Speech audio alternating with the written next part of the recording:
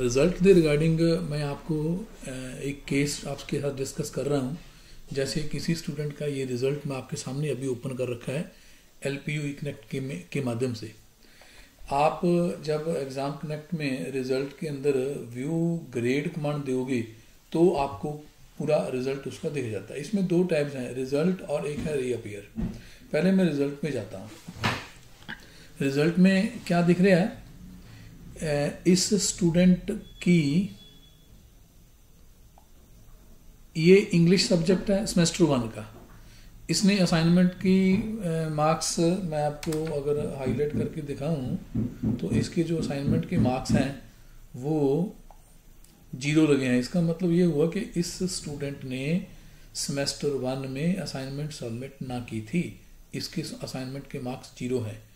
तो 30 में से 0 है। 70 में जो थ्योरी है उसके इसके मार्क्स अच्छे हैं।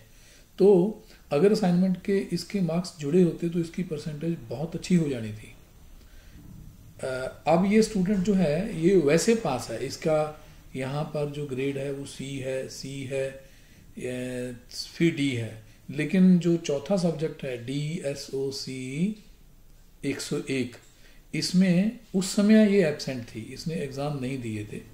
तो लेकिन अभी भी यहाँ पे एब्सेंट शो कर रहा है। बच्चे ने मुझे कहा है जी मैं तो पेपर दे चुकी हूँ, रीअपीयर की फीस भर के, इसमें अभी भी एब्सेंट शो कर रहा है, मेरी ग्रेड E है। तो उसका मैंने इसको बता रहा हूँ सोल्यूशन।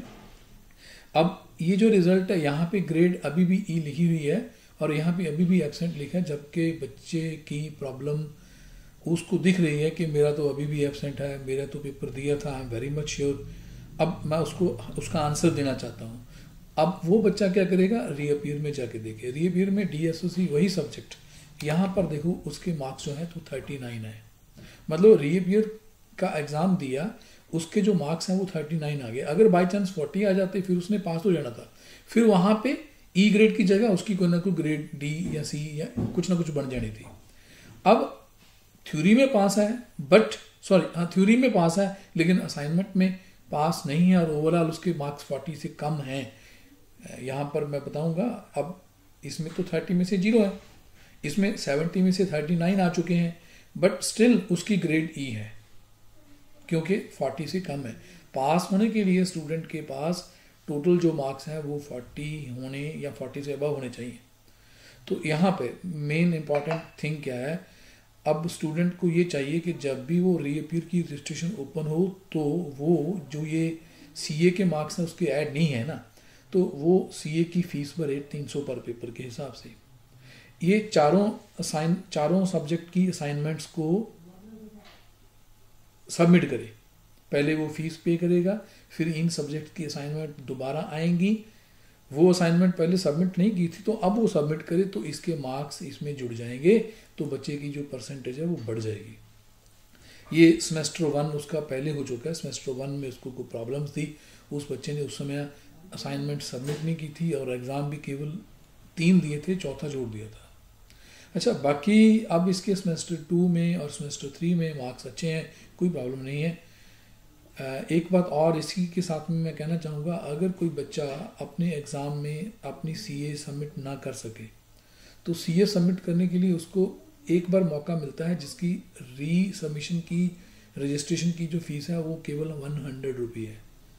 अब इसने उस समय भी सबमिट नहीं की थी, अब तो इसका सेमेस्टर चौथा शुरू हो गया, 3 हो चुके हैं। अब अगर इसने CA मतलब कि असाइनमेंट्स दोबारा सबमिट करनी है तो इसको 300 पर पेपर फीस देनी पड़ेगी। लेकिन अगर ये उसी समय बाद में CA सबमिट करने की फ़ीस पे करनी होती इसने, तो एक बार यूनिवर्सिटी के द्वारा 100 रुपीज़ पर पेपर से CA सबमिट करने की रजिस्ट्रेशन ओपन हो जाती है। जैसे फॉर एग्जांपल इसका अभी 3rd सेमेस्टर है, 3rd सेमेस्टर में इसकी CA सबमिट हो चुकी है।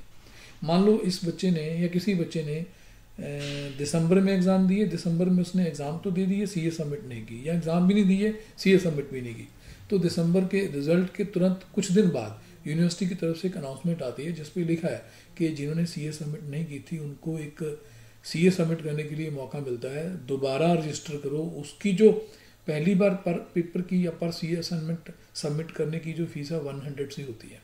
एक और बात, कुछ ऐसे बच्चे होते हैं जिन्होंने CA सबमिट तो की थी लेकिन उसके मार्क्स पास मार्क्स से कम है, शायद 11 से कम है, तो उनके पास एक फिर मौका मिलता है, यूनिवर्सिटी उनको रीसबमिट करने का मौका दे देती है, उसकी कोई फीस होती ही नहीं है। तो जब रिज़ल्ट आता है उसके बाद रिज़ल्ट को अच्छे से चेक करो।